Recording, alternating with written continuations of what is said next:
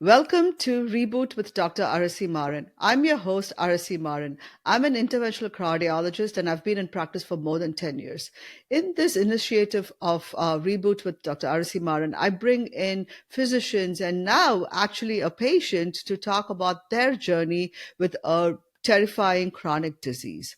I usually bring different kinds of physicians, but I thought I'll take a different take to this podcast and talk about what it is to be a patient and what are the struggles are when you have a chronic illness and how this person overcame their struggle with changes in their diet and how they wielded their power to exercise and live a full life. I would like to welcome Priya Dayanidhi to the show. Mrs. Priya is, I've known her since childhood, but she is married to my brother and she's my sister-in-law, and I've personally seen her struggle, and I thought it would be a interesting take to see her perspective. Welcome to the show, Priya. Hi, thank you for having me on the show, Dr. Arsi. As I'm already your sister-in-law and I've known you all my life. We've been friends since school. And yeah, you know everything about me. So let's start.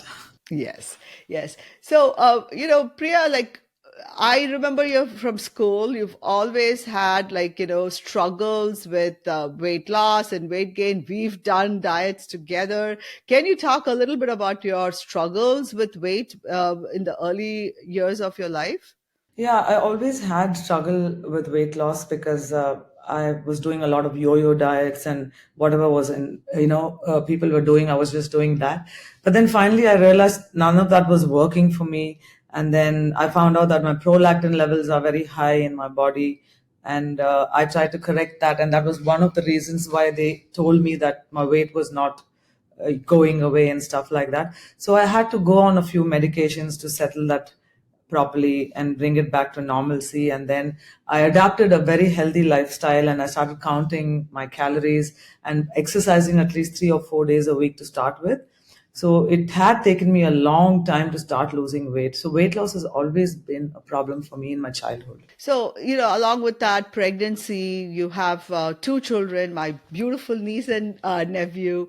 But pregnancy also was not like a easy journey for you either, right? Yeah, my first pregnancy was quite a challenging one. And I got married in 1994, and I didn't have my first child until 2000. So it took me 6 years to conceive my first pregnancy. And we had a lot of struggles because we didn't know what was wrong and we didn't have that much of support back in the day. So we were like just trying whatever we could and what our friends and family would say, but nothing really worked. And then we went and met a gynecologist and she gave us some pills and she kind of did some tests, and we went through a lot of tests up and down. And then finally they said everything is okay with you guys and it's just an unexplained infertility. So where do we go from there? So I had no clue where to take on from there because I had no knowledge. I was really young. I was just 23 when I got married. And yes, so my first child was an IVF baby. She's very, very, very special to us because we really struggled and we wanted her in our lives. And it happened after 6 years. And actually, I have no regrets about the journey and how much I had to go through to have her, because she's the best thing that could have ever happened to us. So all that is forgotten, yes.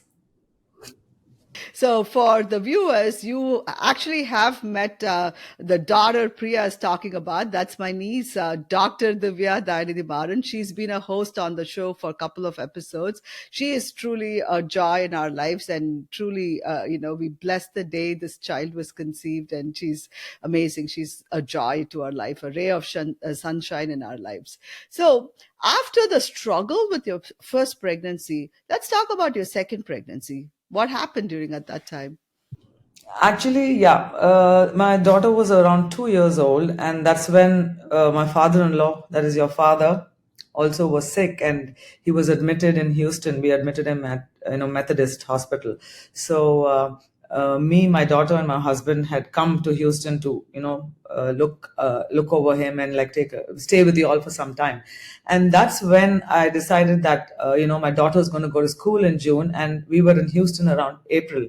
So I thought that it's going to be an IVF too. So I had no hope. I thought that something was wrong with me.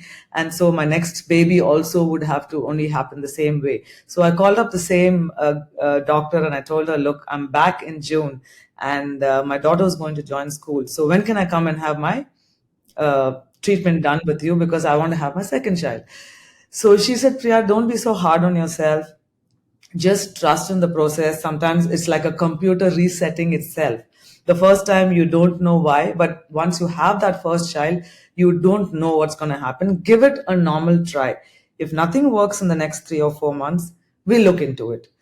So, and then after that, in 2 weeks, I was pregnant in the US. It happened so easily, and we didn't even plan this pregnancy, but I mean, we welcomed it because I thought I wasn't going to get pregnant, so I was very convinced of that. So when I got pregnant, we were so excited. So we had to go, and I called back the doctor and said, you were right, doc, thank you so much for the belief and the support you gave me, and I'm pregnant now. She said, see, I told you, so just be careful, and take care when you fly back. So that's how my second pregnancy was conceived. And I also had my period, yeah. So I didn't really know that I was pregnant. So I had my regular spotting happening. But something told me that it was different this time. So I went and got a pregnancy box of 5 sticks, and every day I would check to see. And it's the first time I've ever seen a positive on that stick, because with my first child, it was always a negative.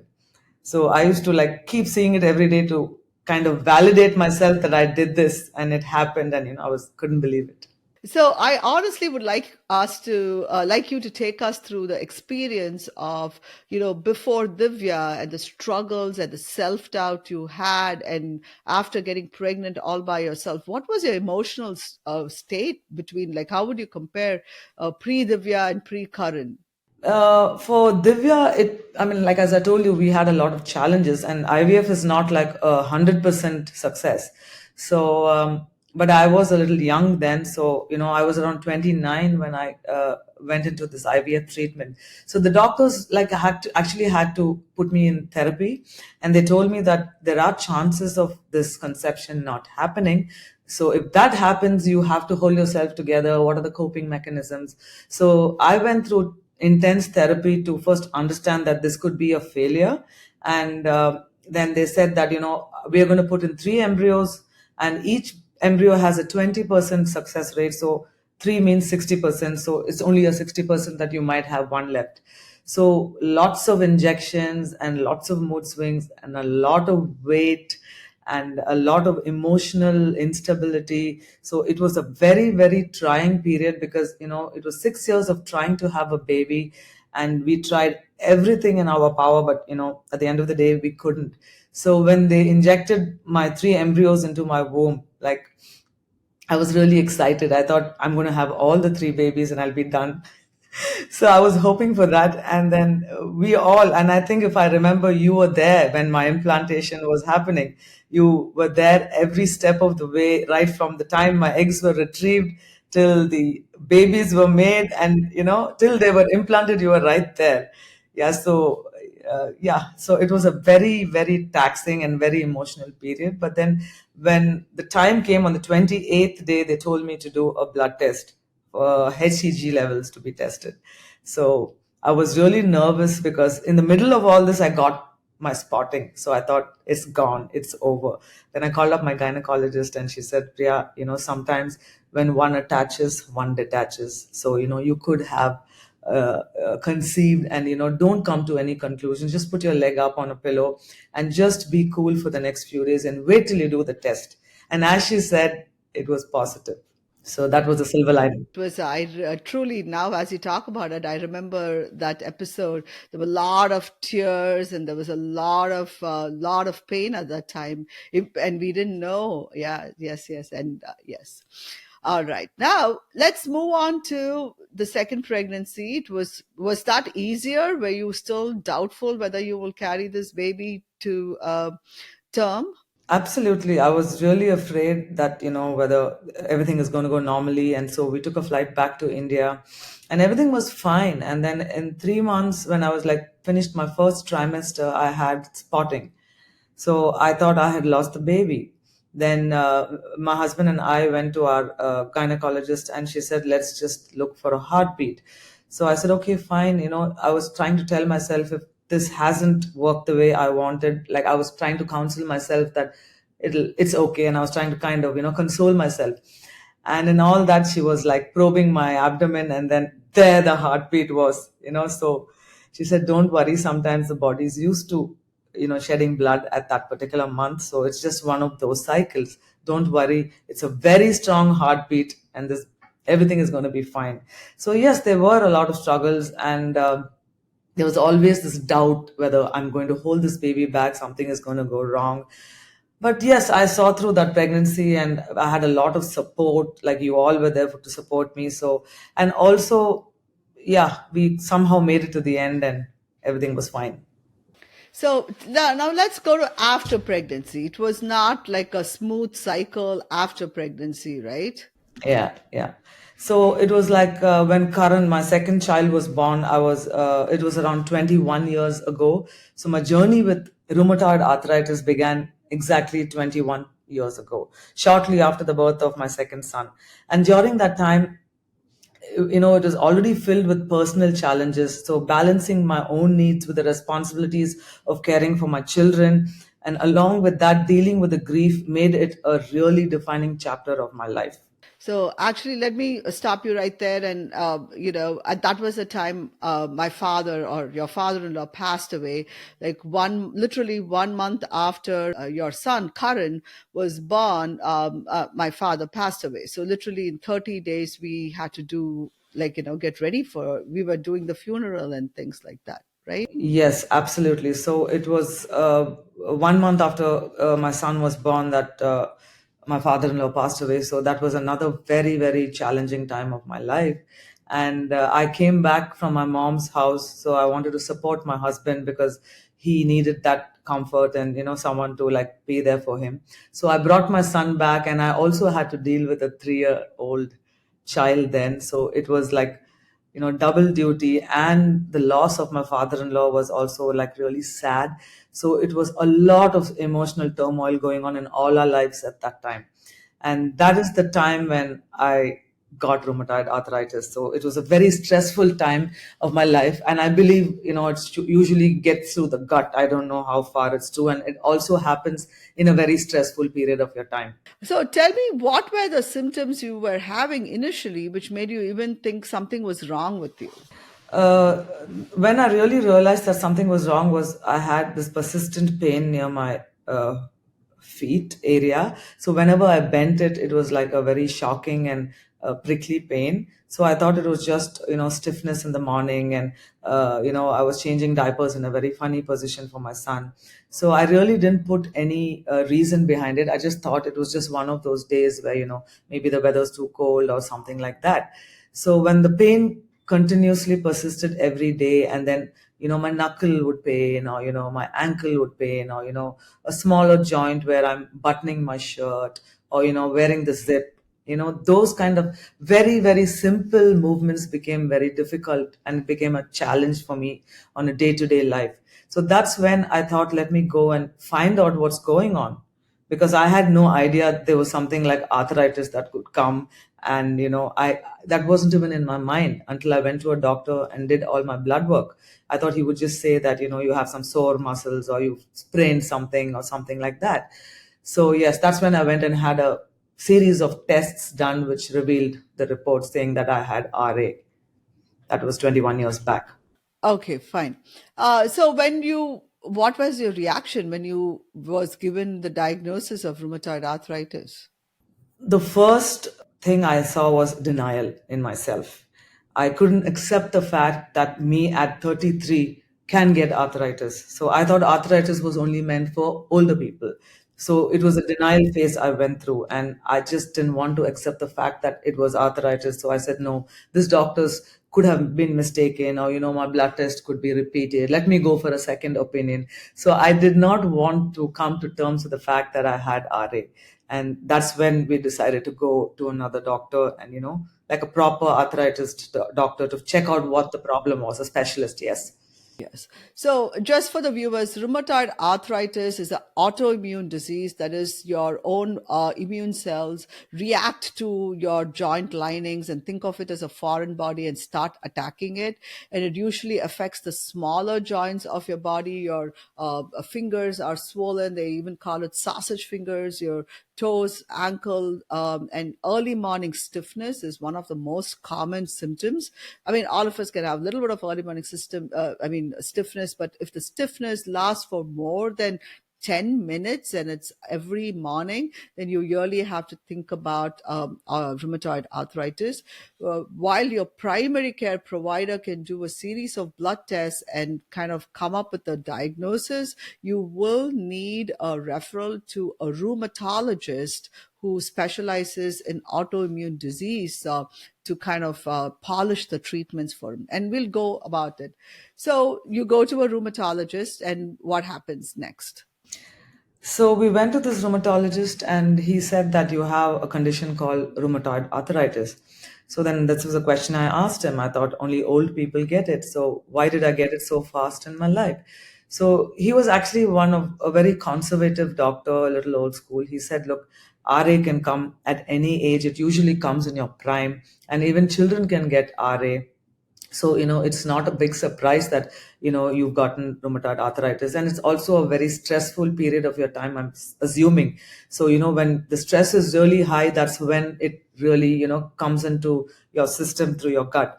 So I said, okay, so do I have to live with this pain all my life? So he said, well, unfortunately it's an autoimmune disease and you have to live with it for the rest of your life, but you can manage your pain in different ways. So let's try a series of medications and see whether that works for you. And then that's how we started the journey of the medications first.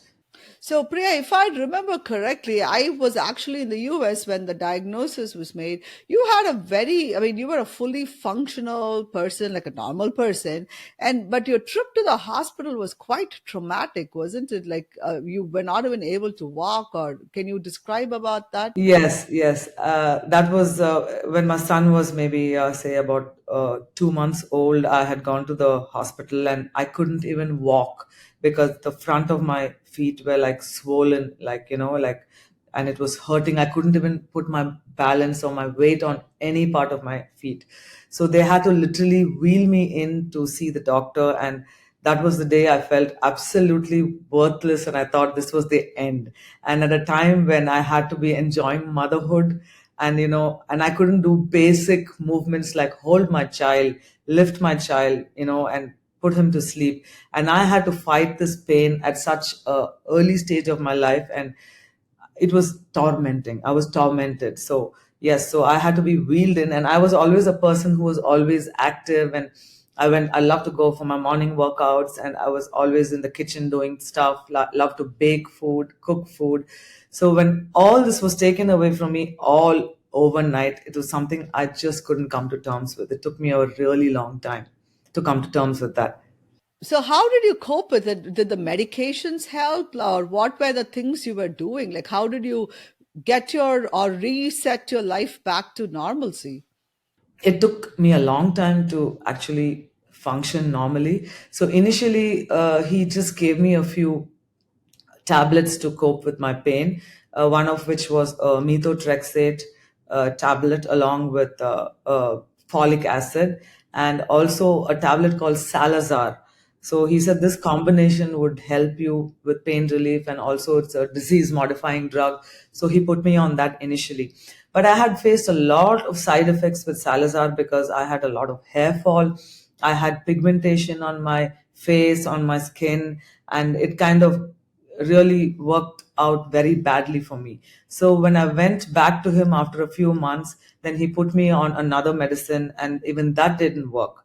So I had to rely on painkillers. So it was becoming uncomfortable. So every time I took a painkiller, I was all right. But once that wore away, then I had to suffer the pain again. So it was like a to and fro between the doctor's clinic and home. So it took me a long time to really figure out something that really worked for me. Until then, I was just doing symptomatic treatments. So, for your flare ups of rheumatoid arthritis, what did you do when you had the flare ups? So, flare ups usually I used to be given like heavy painkillers, which I used to just survive on. Then, when it became unbearable, my doctor put me on this medication called Embril.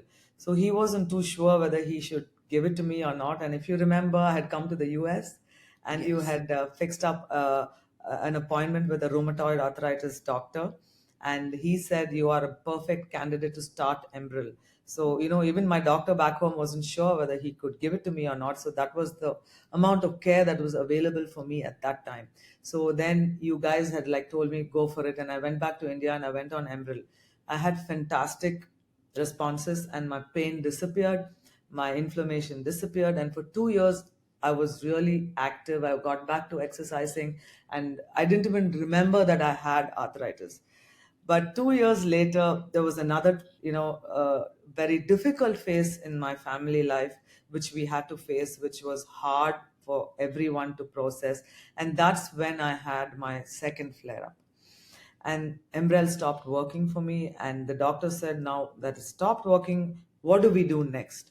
So instead of telling me what to do next, he was asking me, what do we do next? I had no answers for that. That's when I decided I need to change my doctor. And he said, no, before you do that, just go on steroids. So he Mm. put me on prednisone. So it started with 10 mg, it went to 20, 30, 40. For 2.5 years, I was relying on My steroids. goodness. And the first 6 months, I couldn't move out of bed. My whole body was in pain. I had to literally give fermentation for my whole body. I couldn't wear my clothes. I couldn't get out of bed. I couldn't wear my shirt. I couldn't wear anything. I couldn't walk. And it was another very stressful period of our lives, which went on for a long time. Have a lot of weight gain also with the steroid. Absolutely. I had gained about 15 kilos of weight, 30 pounds of weight, but I never gave up on exercising. I said, I know I'm going to put on weight. I know that it's beyond my control to stop this weight gain, but let me do what I can to make sure it's not 60 pounds and not 50 pounds and keep it, within that. And I was also watching what I ate. But in spite of that, you put on that minimum or whatever amount of weight when you are on steroids, that too for a long period of time. So yes, for almost a year and a half, I went on steroids, and that's when I decided to change my doctor. Just for the audience, like, rheumatoid arthritis, usually the initial line is like no methotrexate and painkillers and things like that. But people have, at least in the US, it's become a very aggressive form of treatment. And I'm sure India is following closely, where they don't want the joints to get deformed. So they yearly start with a very aggressive therapy and then kind of wean you down and put you on a basic minimum dose and kind of maintain you. But the key here, Priya, I think, which is what I think I find most commendable, is you never stopped exercising. You will work out and come and get like fermentation. And I'll be like, why don't you take a break? And I'd be like, and you were like, if I stop moving, I might stop moving. And I think, you always kept moving. I think that's the point. You never, even when you were in a lot of pain, you would just suck it up through exercises and whatever you could, even if you didn't do as vigorous as the past week or something, you would do some movement or the other. So let's move on to the new doctor, and what happened with the new doctor. So this new doctor was very aggressive, and he was new school, so he just wanted to give me a very aggressive treatment to start with. So the first thing he told me was to wean off from my steroids. Okay, so and he told me how to manage my pain, and gave me a few home remedies as well. So that is when he put me on my second drug called Actimera. That was a drug which I had to go and take monthly through an IV line. So every month I would go to the hospital, check in, and they had to, check my vitals, and I had to be monitored so that my blood pressure, my blood oxygen, all that is proper, and wait 1 hour after the injection is done with through the IV and see if I'm stable. So that went on for about 2 to 2.5 years. So every month I used to go and check in and have this shot done. And that really helped me for 2.5 years until that also stopped. He told me there is a shelf life for any of these drugs because after a point it will stop working. And also he told me there aren't too many drugs in the market, so we only have 4 or 5. biologics. So this is the second one we're going to try on you. Let's see how long it lasts. So 2.5 years, that stopped working. So I had to move on to my third biologic. Oh wow. So I mean, you still. I mean, this is like a it wasn't one and done. It was persistent. It was annoying. You had to literally plan your day-to-day cycle or work life or home life around your diagnosis. Am I correct? Absolutely. I used to take painkillers so that I could hold my baby. I used to take diclogesics and all kinds of brufen so that my pain went away so I could put my baby to sleep. And even the very simplest movements were really challenging for me. So, it was becoming, I thought I was like losing this battle many times. And that's the time when I decided, like, that's enough. I'm not going to let this disease bully me anymore. So that's when I decided I'm going to take the bull by its horn and kill it. So I went to a nutritionist, and I found out what anti-inflammatory foods were, because my doctor didn't help me with my diet. He just said, don't lift weights, don't put weight on your arms, don't put weight wherever you like, load bearing exercises, don't do that. Whatever is going to cause you pain, don't do that. I didn't listen to him. I did as my body allowed me to. He said, don't squat. I went and I squatted. He said, don't do push ups. I went and did push ups. And actually, that made me better. That made me stronger. All that he told me not to do, I did exactly the same thing. Then, as when I went to a dietitian. Yeah. Yeah. So it's a really strange that you were asked not to lift weights or anything, like literally for any rheumatoid arthritis. Obviously, not in the acute flare of the inflammation, but the inflammation is resolved. Muscle strengthening and strength training is truly what helps you function longer, so that when you have a flare, you're not bed bound or anything of that sort. So I'm really surprised you got that advice, but I'm really glad you didn't follow it and you listened to your own body. And you were squatting, you were lifting heavily, if I remember well. I was like, I don't think I can do as much as you were doing at that time with this diagnosis. Yes, I just thought that I'm going to just beat this. So I went all out and I did not have any limitations. I just did whatever I could within my capacity. And I also started to eat clean, and then I started avoiding inflammatory foods. I gave up. One of the first things I gave up was gluten. They said that is one of major inflammation for arthritis. Though I wasn't allergic to gluten, I knew that it causes inflammation. So like that, I did my own studying, I did my own research, and then I found out through many nutritionists who helped me through this journey to heal my body. So that's what I was focusing on, healing my body with good food and exercising to keep my joints mobile. And I just went with it diligently for the next few years without any complaint. Yeah.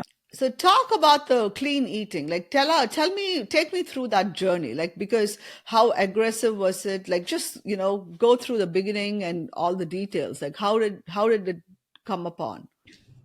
So basically, I was a person who loved bread, wheat, chapatis, and all the maida and all processed foods. That was the first thing I gave up. I didn't even know it contained gluten. That was so much knowledge I had then. Then I realized that first I gave up gluten, and it made a huge difference. I stopped having bloating, and there was no like inflammation in my hands, because when I had a bread, or a slice of bread or a paratha, it used to go and my fingers used to get swollen up.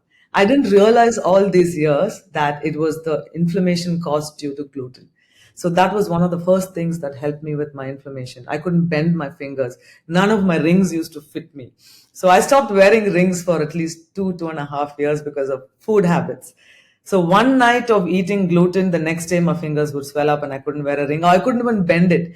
So I had to give fermentation, wait for it to cool off. At that point, I didn't realize it was inflammation through food. So that was a big game changer for me. All the inflammatory foods like gluten, sugar, processed food, maida, all that I cut off one by one, and everything changed. The weight started dropping. My inflammation went down. Then I also adopted a kind of a low carb, high protein, and high fat kind of a diet. So I went through all the proper diets. I stopped doing these fat diets. So I would eat, and finally what worked out was calorie deficit.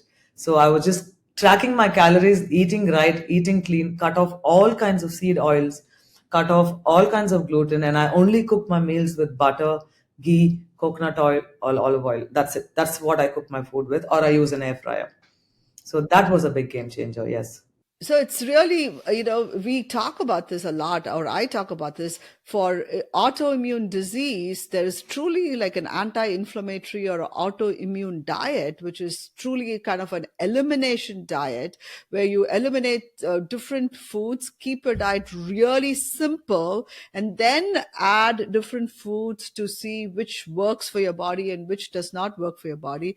And I'm so glad. I mean, I think for me, from seeing you were just like persistent that you refuse to accept this diagnosis as a life altering sentence. It has altered your life, but it has only made it positive, with your struggles and things like that. So what is your routine right now? What do you do on a day-to-day basis? So, in terms of my workouts or general lifestyle, yes. So, I work out at least 5 days a week and I only lift weights. I don't do cardio. And the only form of cardio I do is like maybe interval sprints or skipping or jumping and stuff like that. But I'm into full-fledged weight training, and that has made me such a strong person, and I can really lift weights and I can see myself getting better and better every day. And I think that's what has kept me sane and trouble free all these years, when I realized that cardio wasn't doing much help for me. I mean, again, not one fits all. So for me, weight training was the key that helped me through a lot of pain. So what is your diet like right now? Have you kind of reintroduced the processed foods back, or how is the diet right now? Basically, my motto is moderation. So I do not eat any processed food or gluten foods during the week. When I'm at home, I make sure that my food is clean. I follow a very clean diet. So I don't take milk in my coffee. I have yogurt, but I don't take milk in my coffee. And I don't take wheat. I switched over to millets. And I do still take white rice, and I do all the millets and rice and all the safe foods, and I've completely cut off seed oils. So my food eating is very clean and very, very basic. So I don't make anything fancy. But when I go out, having said that, and when there is an occasion or there's a dinner out, I don't fuss. I don't want to make a fuss. I'll eat whatever is available and I'll get back on track the next day. So I like to moderate and eat what I want when I want without hurting myself. So how is your rheumatoid arthritis right now? How are the flare-ups, or how's the pain control? How's that right now? Touch wood, my flare ups are not not that often. I barely get flare ups right now. And also I managed to give up methotrexate because it was causing a lot of other problems for me. I had stomatitis, and I had ulcers down my stomach, down my throat. I couldn't eat for like 1 or 2 months because of methotrexate, and hair loss was one of the biggest problems of the drug.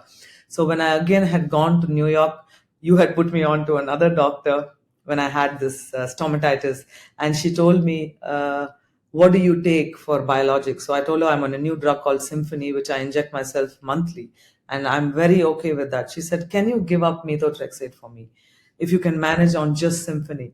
I said, "Why not? I can do that." She said, "If you can do that, and if you're pain free, then you don't have to ever take methotrexate, because the amount of side effects that medicine causes is unimaginable." So I listened to her and I just gave it up.